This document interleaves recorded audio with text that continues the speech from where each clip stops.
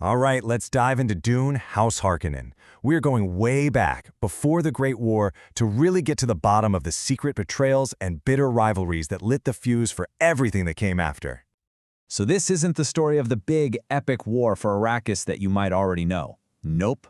We're looking at something much deeper, much more sinister. The tangled web of lies, paranoia, and raw ambition that basically made that war inevitable.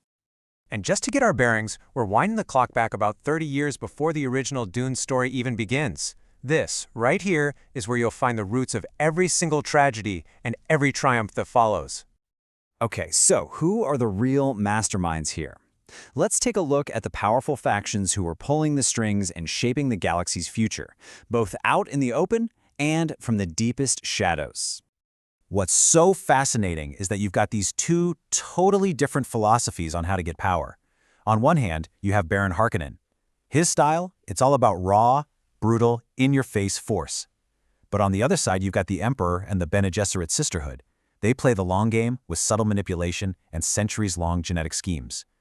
It is a classic showdown between brute force and quiet cunning.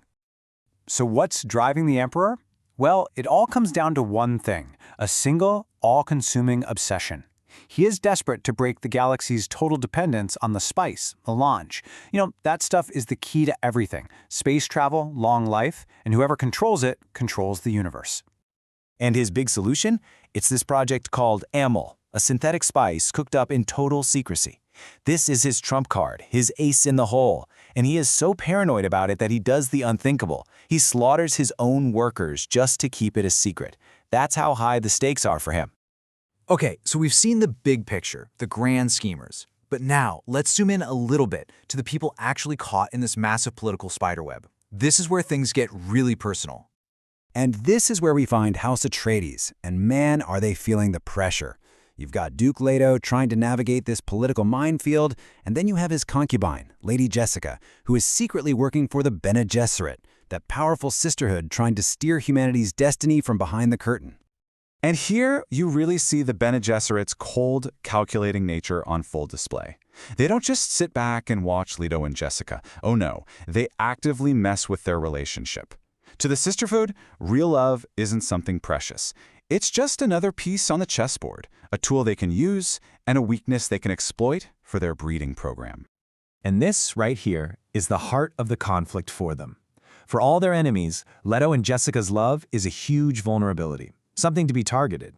But for them, it's the very source of their strength, their integrity, in a galaxy that pretty much demands you be ruthless to survive. But here's the thing. While all these great houses are busy playing their little games and scheming against each other, they're all, and I mean all of them, making the same colossal mistake. They're completely ignoring the most important factor in the entire galaxy, the native people of Arrakis. I mean, when you look at how the Harkonnens or the Emperors see Arrakis, it's just a sandbox with a paycheck inside. It's a resource to be stripped bare, and its people, the Fremen, are just a nuisance to be pushed aside or, completely crushed. But the Fremen, the people who actually live there, who have this deep connection with the desert, they see something completely different. They see its true power, the power of the sand, the giant worms, the power of survival itself, and they understand it in a way no outsider ever could. And that's their secret weapon, isn't it? Even though they're up against the massive military machine of House Harkonnen, the Fremen spirit isn't just surviving, it's actually getting stronger.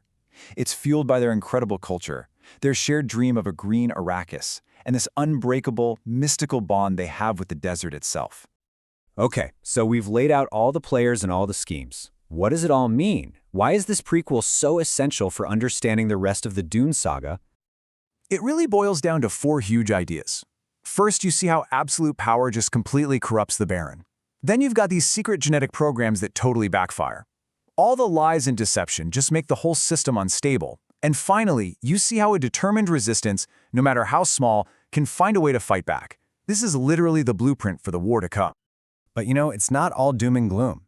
In the middle of all this cruelty and paranoia, the story shows us that real integrity, real human connection, like the bond between Leto and Jessica, can still exist. They are the ones who plant the seeds of hope that will, one day, grow big enough to challenge the entire galactic order. And at the end of the day, House Harkonnen leaves us with the biggest question in the entire Dune universe. It's a question that Jessica and later her son Paul will have to face their whole lives. Are we really in charge of our own destinies? Or are we just pawns in a game that started long, long before we were ever born?